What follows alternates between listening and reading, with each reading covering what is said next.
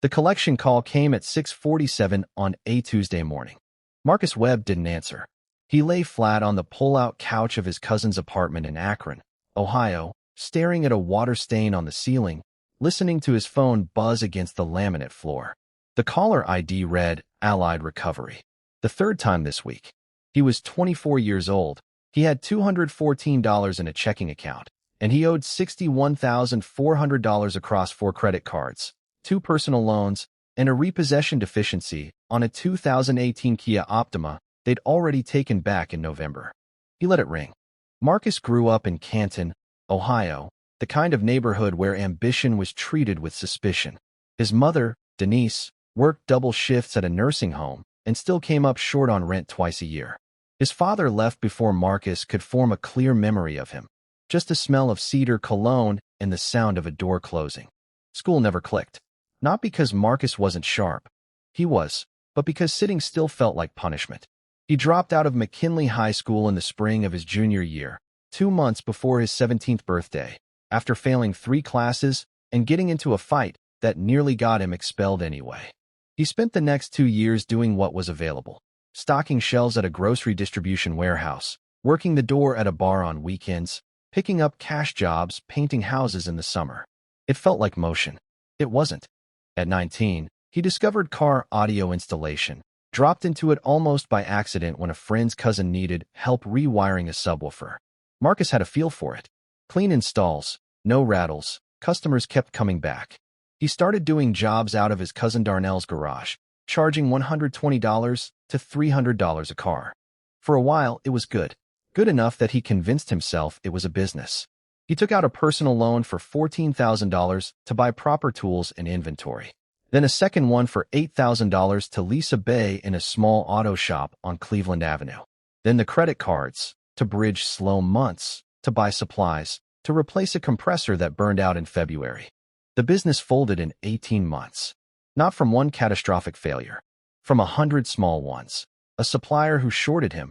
A car fire that was never conclusively his fault but cost him the shop lease anyway. And the slow bleed of charging too little because he was afraid of losing customers. By the time he was 24, he had nothing to show for it but the debt. The pull-out couch at Darnell's lasted 4 months before the tension made the apartment feel smaller than it was. Marcus moved into a room he found on Facebook Marketplace for $175 a month, shared kitchen, a landlord who knocked if you were 20 minutes late.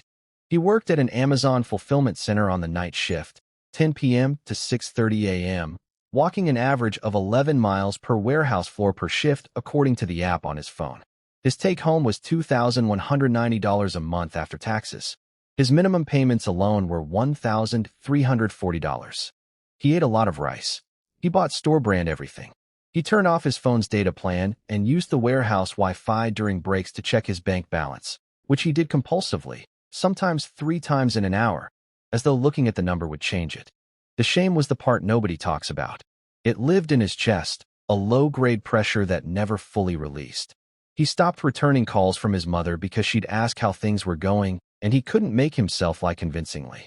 He stopped mentioning the debt in conversations with friends, which meant he stopped having real conversations with friends, which meant he stopped having friends in the practical day-to-day sense of the word. There was a night in February. Marcus remembers the exact date, February 11th, when he sat in the parking lot of a Speedway gas station for 40 minutes after his shift, too tired to drive home, too wired to sleep in the car. He had $34 in his account until Friday. He did the math in his head for the 100th time, and for the 100th time it didn't work. He put his head against the steering wheel of a car he'd borrowed from Darnell and stayed there until the cold made him move. He wasn't broken, but he was close. The thing that changed Marcus Webb's life was not an epiphany. It was a 2-hour YouTube rabbit hole on a Wednesday afternoon when he couldn't sleep. He stumbled onto a video about HVAC technician licensing in Ohio. Then another. Then a Reddit thread where guys were posting their first-year income numbers. $58,000, $74,000, $91,000. One guy, 26 years old, no college degree, licensed in Ohio, and doing residential and commercial service calls, was clearing $105,000 in year 3. Marcus sat up in bed. He spent the next 6 hours reading everything he could. Ohio required a journeyman's license after a 4-year apprenticeship, but you could get paid while you trained. The apprenticeship programs through the local HVAC unions had openings. 1. A joint program through UA Local 120 in Cleveland was accepting applications for the following spring. He applied on a Thursday. He interviewed on a Tuesday. He started the following April at $19.40 an hour, with benefits, with a clear path. It was not glamorous. The first year was brutal in its own way, 4 10-hour days of physical labor, then night school twice a week, then studying on weekends. His hands were wrecked by November. His right shoulder developed a grinding sensation that a sports medicine doctor told him was early-stage rotator cuff wear. But he also started making real money for the first time. And this time, he didn't spend it. He found a nonprofit credit counselor through Ohio's Consumer Assistance Hotline, a woman named Patricia Holt, who spent 90 minutes on the phone with him for free and helped him understand the difference between what he legally had to pay and what debt collectors claimed he had to pay. 2 of his accounts were past the Ohio statute of limitations. One collector had violated the Fair Debt Collection Practices Act twice. Patricia helped him draft letters. Marcus sent them certified mail. 3 accounts settled for less than 50 cents on the dollar. He paid them off in structured payments over 14 months. The 4th, the largest personal loan at $19,200, he paid in full in month 22 of the apprenticeship, when he'd been promoted to second year and his hourly rate had climbed to $23.80. He remembers the exact moment the balance hit zero. He was sitting in his truck in the parking lot of a Wendy's in Parma, Ohio, eating a late lunch between calls. He refreshed the loan servicer's app. The balance read $0. He stared at it for a long time. Then he ordered a second value meal and ate it in silence in the sun. Marcus Webb is 31 years old today. He holds a journeyman HVAC license in Ohio. He completed his master technician certification in 2025. He works for himself now. A small operation he runs out of a rented bay in Strongsville.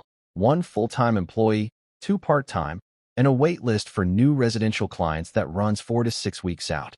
Last year, his business grossed $412,000. His personal take-home after business expenses and taxes was just over $300,000. He bought a house in Stowe, Ohio, a 3-bedroom ranch on a 1/4 acre, nothing extravagant, but his name on the deed, no co-signer. He has a 6-month emergency fund sitting in a high-yield savings account. His credit score is 741. His mother, Denise, retired from the nursing home last spring. Marcus covers her health insurance premium. She doesn't know exactly what he earns. She just knows he's okay, which took years for her to fully believe. There's a photo on his phone, taken by his employee, Terrence, on the day Marcus signed the lease for the shop bay. Marcus is standing outside, holding the keys, squinting into the afternoon light, wearing a gray Henley with a grease smear on the cuff. He doesn't look triumphant. He looks tired and certain. That's the real face of this story. Not the number, not the house. That face. If Marcus Webb's story landed with you, if some part of it felt uncomfortably familiar, drop the word Akron in the comments. No explanation needed. Just that word. We'll know what you mean. Subscribe if you're here for real stories about real recoveries. No gimmicks. No shortcuts. Just the actual, complicated, grinding work of people who refuse to let a number define the rest of their life. Next video drops Thursday.